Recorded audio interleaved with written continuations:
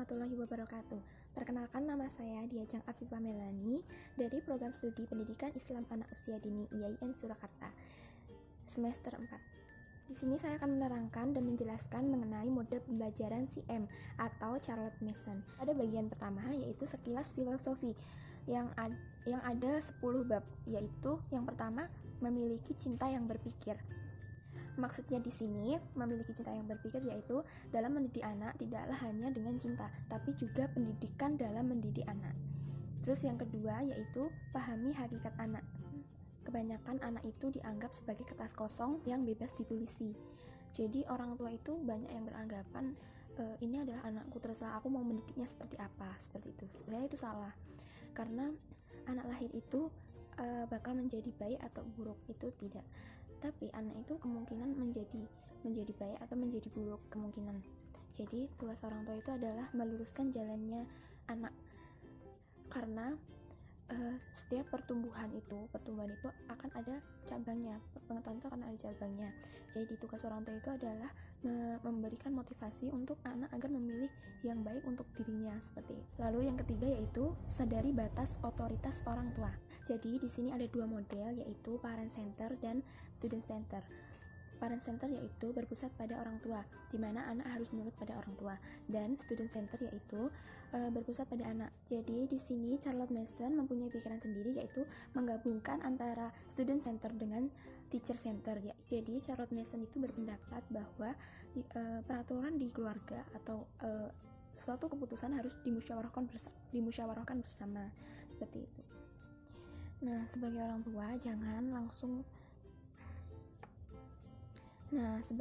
tua jangan langsung menyodorkan anaknya ke lembaga-lembaga, langsung tidak tanggung jawab, langsung lepas tangan pada lembaga-lembaga pendidikan. Sebagai orang tua juga harus ikut campur, menambahkan cinta dengan berpikir. Jadi di sini orang tua diajak untuk melek pada pendidikan anak-anak. Pada tiga pertanyaan itu tadi. Yang pertama, mengapa anak harus belajar itu adalah tujuan pendidikan. Jadi kita harus tahu juga pendidikan anak-anak kita untuk apa hanya untuk mencari uang saja atau gimana. Terus apa yang harus dia pelajari itu yaitu kurikulum, kita juga harus memikirkan sebagai orang tua. Dan yang ketiga, bagaimana cara terbaik mempelajarinya, yaitu teknis pelaksanaannya. Kita jangan langsung pasrah pada pendidikan. Sekali lagi, kita harus mendidik anak kita dengan menambahkan cinta dengan cara berpikir. Seorang anak itu terlahir sebagai pribadi dengan pikirannya yang sangat lengkap. Kemudian bab 6 yaitu menjadi atmosfer inspiratif. Ide-ide pertama kali yang diserap oleh anak dari atmosfer kehidupan alamiahnya pertama-tama yaitu adalah lingkungan keluarga. Jadi keluarga itu adalah orang tua itu sebagai inspirator untuk anak-anak. Jadi sebagai orang tua itu harus aktif untuk menginspirasi pada anak. Bab ke-7 yaitu latih kebiasaan baik. Pada bab ke-8 yaitu gelar perjamuan ide. Bagi Charlotte, makanan bagi pikiran itu adalah ide-ide. Jadi di sini anak-anak sebaiknya diberikan diberikan ide-ide, gagasan-gagasan sebanyak-banyaknya. Dengan cara bagaimana? Dengan cara memberikan buku-buku yang bermutu seperti living books contohnya. Jadi sebenarnya anak-anak itu adalah jiwa yang utuh yang ingin bertumbuh. Jadi kita sebagai orang tua harusnya jangan menempatkan pada diri anak ini gitu, jangan. Tapi kita harus mengikuti alur anak sendiri gitu. Jadi jangan memaksakan anak untuk melakukan sesuatu, biarlah dia yang memilih sendiri gitu. Kemudian seni dalam menemani belajar yaitu juga tidak ikut campur, juga menguasai keadaan gitu. Jadi walaupun tidak ikut campur tapi tidak langsung lepas tangan, tapi harus menguasai keadaan juga gitu. Yang dinamakan oleh Charlotte Mason ini dinamakan seni menyingkir, the art of standing aside. Jadi menyingkir bukan berarti langsung lepas tangan gitu ya, tapi menguasai keadaan juga. Setelah kita mengenal sekilas filosofi pendidikan Charlotte Mason, kita ke bagian 2. Yang 2 yaitu sekilas kurikulum pendidikan Charlotte Mason. Charlotte Mason menggarisbawahi bahwa anak umur 0 sampai 6 tahun itu belum bisa diberikan fase akademis. Fase akademis bisa diberikan pada anak umur 6 ke atas. Bagi Charlotte, tidak ada target belajar yang lebih besar ketimbang pemulihan karakter siswa. Pertama-tama, anak butuh seorang guru yang mau mendampingi dan selalu antusias. Kemudian yang kedua, anak butuh suplai ide-ide inspiratif. Ya, anak butuh kebiasaan-kebiasaan baik. Bab 12 yaitu Living Books. Living Books merupakan ikon metode CM. Di dalam Living Books terdapat ide-ide berharga yang menggerakkan anak untuk mengingat, merenungkan, bahkan memvisualisasikannya. Selain prinsip slow reading dan single reading, proses belajar CM yaitu menekankan pada pembuatan narasi. Pada bab 14 yaitu membaca, menulis, dan tata bahasa. Di sini ada dua prinsip yang melandasi pelaksanaan pelajaran bahasa CM. Yang pertama yaitu habit of perfect execution, yaitu selalu mengerjakan apapun dengan sesempurna mungkin. Kemudian prinsip yang kedua yaitu Charlotte melarang tegas untuk menggunakan Twiddle. Adapun pelajaran bahasa CM meliputi kegiatan membaca dasar, kemudian transkripsi atau menyalin, dan narasi, dikte, dan tata bahasa. Bab 15 yaitu pendidikan agama. Pendidikan CM adalah pendidikan yang religius.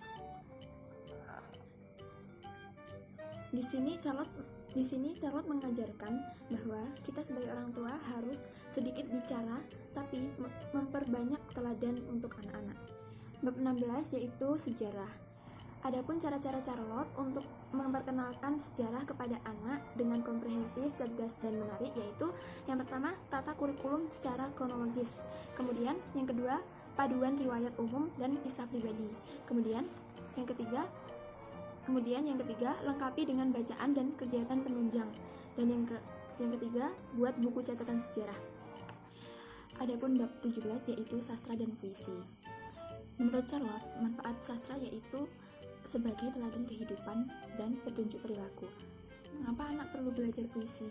Karena bagi Charlotte, dengan puisi dapat melatih anak peka terhadap keindahan bahasa. Bab 18 yaitu kewarganegaraan. Cara mengajarkannya yaitu dengan pendidikan nilai 3 arah, kemudian wawasan tentang pemerintahan dan ekonomi, dan juga menyusun buku peristiwa. Pada bab 9 yaitu bahasa asing. Charlotte mengajarkan bunyi dulu, tulisan belakangan. Artinya yaitu anak jangan disuruh membaca tulisan bahasa asing sebelum ia telah mempelajari mengucapkan dengan lancar. Selanjutnya yaitu bab 20 musik dan seni. Di sini Charlotte mengajarkan latihan mengapresiasi musik, latihan mengapresiasi seni, kemudian latihan menjadi musisi dan seniman, dan yang terakhir latihan menyanyi dengan solfege. Selanjutnya bab 21 yaitu sains. Di sini Charlotte mengakrabkan anak dengan alam, juga melatih jiwa ilmuwan. Kemudian mengenalkan sains lewat Living Books dan lebih rinci tentang geografi. Bab 22 yaitu matematika dan logika. Charlotte percaya bahwa benak setiap anak itu memiliki ketertarikan terhadap matematika. Bab ke-23 yaitu pendidikan jasmani. Charlotte tidak lupa dengan pendidikan kebugaran jasmani. Orang secerdas apapun itu, jika badannya lemah dan koordinasi tubuhnya itu buruk, tak akan optimal dalam hidup dan berkarya. Bab 24 yaitu hasta karya dan keterampilan. Charlotte tidak lupa dengan ini, karena dengan hasta karya kita sebagai anak dapat memahami konsep proses, kemudian menguasai segenap bagian tubuh, juga mengembangkan keterampilan kreativitas dan dapat memberkati orang. Pada bab terakhir yaitu bab 25 yaitu bacaan dan kegiatan bebas. Kegiatan akademis, kegiatan sains, kegiatan akademis pada sekolah Charlotte ini dimulai pagi hari dan sampai siang. Jadi siang setelah makan siang itu mereka diminta untuk jalan-jalan ke alam. Namanya study, yaitu atau yang dinamakan study nature atau study work,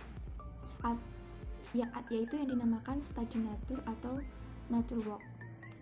Atau setelah itu bisa juga dengan menggambar, kreativitas, keterampilan. Kemudian malam hari bisa untuk dengan masyarakat dengan keluarga, kemudian bisa melanjutkan hobinya, terserah, pokoknya bebas gitu. Sekian penjelasan singkat dari model pembelajaran Charlotte Mason. Apabila saya ada tutur kata yang kurang berkenan, saya mohon maaf yang sebesar-besarnya dan semoga bermanfaat. Terima kasih. Wassalamualaikum warahmatullahi wabarakatuh.